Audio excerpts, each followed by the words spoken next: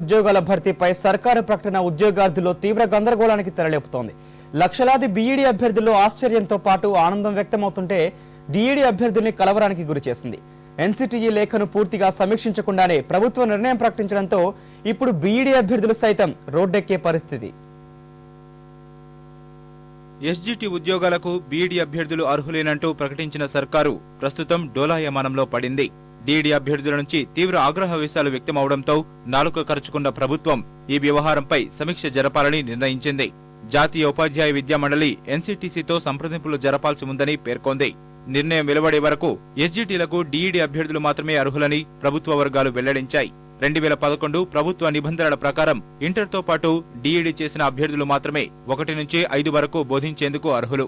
6, 7, 8 తరగతి వరకు బోధించాలంటే డిగ్రీతో పాటు డీఈడీ లేదా డిగ్రీతో పాటు బీఈడీ చేసి ఉండాలన్న నిబంధన ఉంది.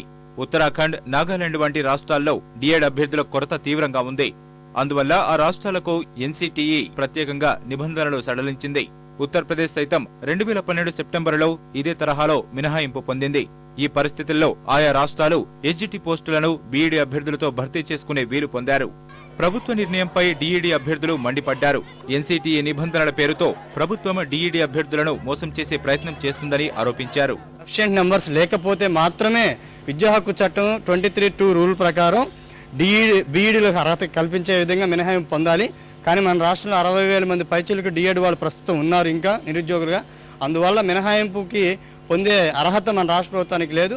అసలు ఎన్సీటీఈ బెంగళూరు నుంచి ఈ లేఖ ఎందుకు వచ్చిందన్నది ఇప్పుడు ప్రభుత్వ వర్గాల్లో ఆసక్తికరంగా మారింది. ఈ లేఖ ఎలా వచ్చిందన్న విషయంతో పాటు దీని పూర్వపరాలను పరిశీలించే పనిలో పడింది.